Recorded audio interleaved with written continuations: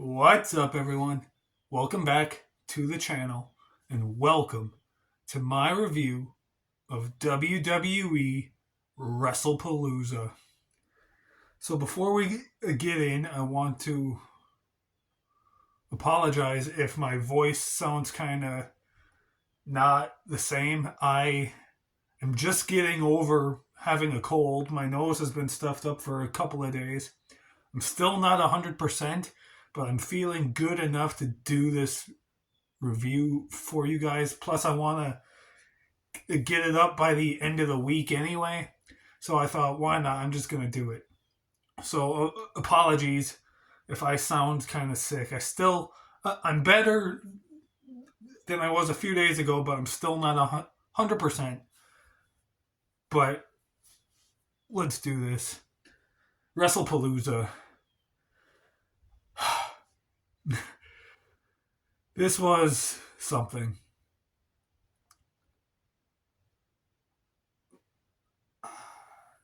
Some good stuff on the show, not a whole lot of good stuff. We're going to talk about it right now. So let's get right into this. We opened the show. For whatever reason, the opening match was Brock Lesnar versus John Cena.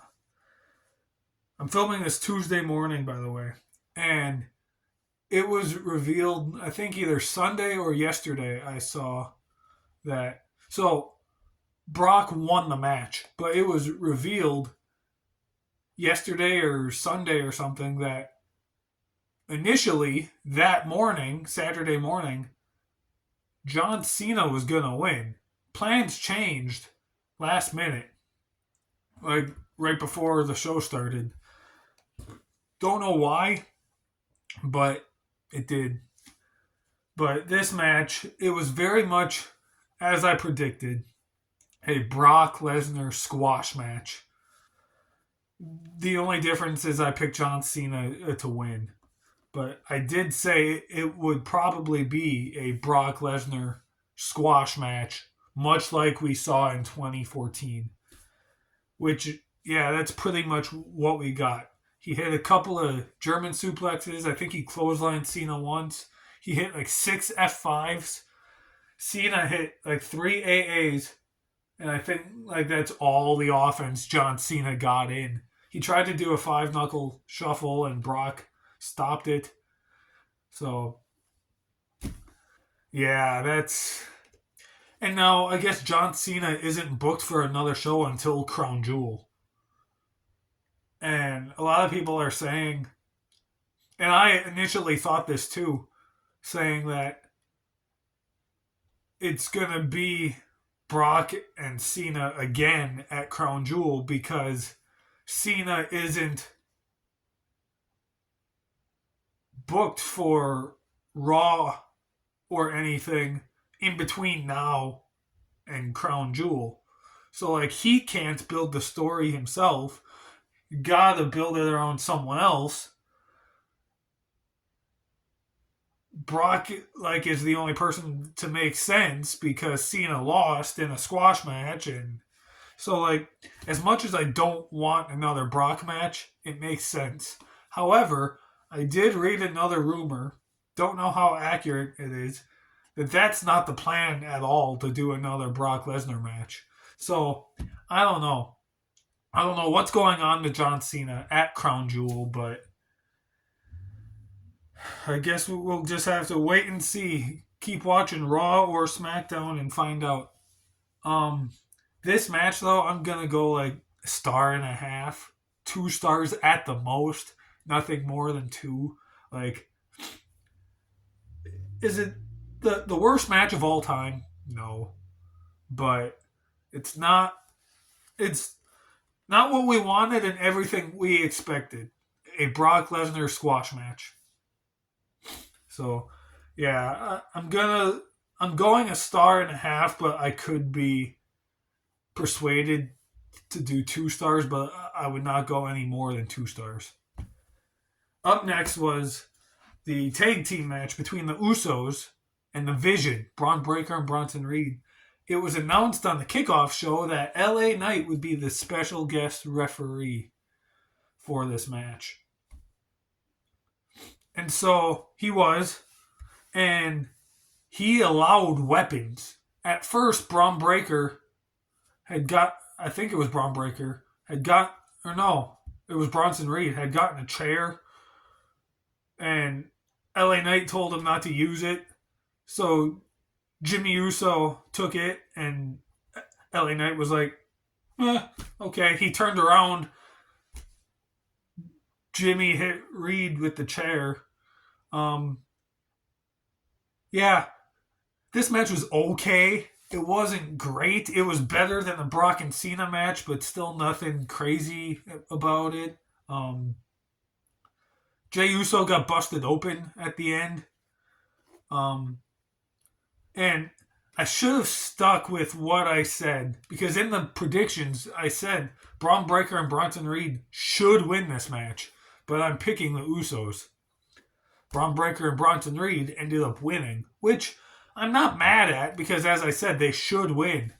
So I'm not mad that they won. I just wish the match would have turned out better than what we had. Again, it was okay. It was better than the Brock Lesnar John Cena match, but it still wasn't great. Decent stuff here and there, but the match as a whole, I'm going to go 2.5 stars. Braun Breaker, Bronson Reed win. 2.5 stars. Yeah. I forgot to mention in the Brock Lesnar John Cena match, Paul Heyman introduced Brock Lesnar. That was cool. Best part of... okay, I don't want to say best part of the whole match, because the best part was John Cena's entrance with like 50 kids. That was cool. But yeah. Okay, back on track here. Yeah, so I'm going to give Usos versus The Vision 2.5 stars. It was okay. Up next was the best match on the card, by far. By far. The women's world title match between Io Sky and Stephanie Vaquer. I remember texting 24/7 during this match, and I had told him that it's matches like this, or like the match at Evolution, or the triple threat at WrestleMania, that makes me feel confident enough in saying Io Sky is my favorite women's wrestler of all time. Like, she is so good. You could put her in there with anyone. You could put her in there with freaking Nia Jax, and Io Sky can make the match good. Like, what a competitor she is. And Stephanie Vaquer is awesome too. Like, I knew once she debuted on the main roster after WrestleMania that we're going to get some good stuff from her. So, this, I knew going in, would probably be the best match on the show. I think I may have mentioned that in the predictions. This match was awesome. By far, the best match. So much went on. So much back and forth action. It was great. Stephanie Vaquer picks up the victory, becomes the new women's world champion. I believe, correct me if I'm wrong, I believe Stephanie Vaquer is the only person to hold the NXT women's title and the women's world title, or a women's title on the main roster in the same year. I don't quote me on that. I said correct me, because I may be wrong. I'm just going based off of memory. I didn't look it up or anything. Is Stephanie Vaquer the first person to hold the NXT women's title and a women's world title on the main roster in the same calendar year? I don't know. But if she is, that's a great accomplishment. Very awesome. Um, yeah, this match was awesome though. I love Io Sky. She's grown on me a lot over the past like 2 or 3 years. She is so good. I love her a lot. She's again been in some of the best women's matches we've had the over the past few years. Like that's how great Io Sky is. But yeah, Stephanie Vaquero won. I'm gonna give this 4 stars. It's not quite a 5-star match, but it's by far the best match on the card. Like it was great. So much happened. So much back and forth. Stephanie Vaquero then celebrated with her dad, who was sitting in the crowd. If you and I'm gonna correct 24/7 here. He posted a short saying Stephanie Vaquero won with a spiral tap. It was not a spiral tap. It was a dragon screw. Spiral tap, you spin forward. Stephanie Vaquero spun backwards. So it was a dragon screw, not a spiral tap. I'm just correcting his mistake. Dude, I'm sorry for calling you out. Just correcting your mistake. But yeah, this match was awesome. 4 stars. Up next, the match that, other than Io Sky and Stephanie Vaquero, everyone was looking forward to the most and probably should have main evented, at least going in, had the best story to where it could have. The mixed tag team match where we had the World Heavyweight Champion Seth Rollins and the Women's Intercontinental Champion Becky Lynch teaming up to take on CM Punk and the return of AJ Lee. I'm sure everyone was looking forward to this match, hyped, excited about this match. It was good. Not great, but good. 24/7 texted me saying AJ looked a little rusty. And I'm like, well, yeah, she's been out for 10 years. What do you expect? She's going to be kind of rusty. Yeah, this was a great match though. And I saw something. This was the longest match that AJ Lee ever wrestled in her entire career, which obviously makes sense because when she was around, that was before the women's revolution, while the Divas era was still around, and the longest amount of time the women ever had at that time was like 7 or 8 minutes. So like, it makes sense how that would be the longest match that she ever wrestled. But yeah, cool stuff. Longest match on the card too. I think this match went like over 30 minutes or something, and some cool spots. AJ put Seth Rollins in the Black Widow submission.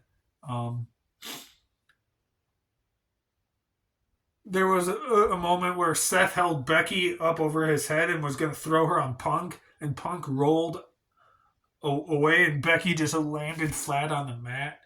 AJ hit Seth, or was it Becky? She hit someone with a curb stomp. That was cool. Yeah, just a fun match. A crazy table spot where it looked like Seth and Becky were gonna pedigree AJ and Punk through both commentary tables. Punk reversed it, picked up Seth for a GTS. Becky then grabs AJ and throws AJ into Punk and Rollins, and the table collapsed. Crazy spot. In the end, though, AJ Lee puts Becky Lynch in the Black Widow, makes Becky Lynch tap out. AJ Lee, CM Punk pick up the victory. What a match. I'm going to go 3. Yeah, 3 stars. I was thinking 3.5. I'm going to go 3. Good match. I enjoyed it. Had fun with it. I'm glad AJ Lee is back. Yeah, this is cool. Now the main event. WWE title on the line. Cody Rhodes defending against Drew McIntyre. This match wasn't that great. I mean, it wasn't bad, but it felt very short. I think with entrances, it was only like 17 minutes or something. So that means bell to bell, it was maybe like 13 minutes. So, yeah, very short for a WWE title main event. And it makes you wonder, like, did the mixed tag match go on longer than it should have? Because, or there was a spot in between these two matches I forgot to mention where Undertaker came out and announced that Stephanie McMahon is the first inductee into the WWE Hall of Fame class of 2026, which is awesome. Not going to go into too much detail about that, but I will say Stephanie McMahon does deserve it. It's awesome. Excited and looking forward to that. But, like, that didn't need to happen. You could have put more time to this match and announced that at a later date. You didn't need to announce it here. But, yeah, I feel like if this match was longer, this main event, it could have been better. Cody Rhodes won, but apparently, at some point, I don't know if it was that day or if it was days before, Cody had pitched losing the title to Drew McIntyre due to Randy Orton costing Cody the title. From my understanding, Triple H considered it, and it was a good to go thing, but then Triple H changed his mind at the last minute again, just like he did with the opening match. So, I don't know. Cody won. I'm going to go 2.5 stars. Like, if it was longer, it would have been better. But again, it was a short match. Short for a WWE title main event. Like, this, I understand it's a WWE title and it should always main event. Either that or the world title. But have the match that you know will be the best match, or has at least the best build slash best story going into the show main event. In this case, either Io Sky and Stephanie Vaquer or the mixed tag match, one of them should have main evented. If you weren't going to do Brock and Cena, which I'm sure before it was announced on Pat McAfee's show, everyone assumed would be the main event. But yeah, overall the show was just I guess ESPN themselves didn't like it because they put a review out giving it a C grade. But that's also because Triple H promised surprises and unexpected things, and we never got those surprises. He said, "You ain't seen nothing yet." Yeah, we basically saw nothing on the show because it wasn't great. So, yeah. Hopefully Crown Jewel is better. Raw last night was actually kind of decent, so. But yeah, that's about it, guys. That is my review of Wrestlepalooza. Hope you guys enjoyed it.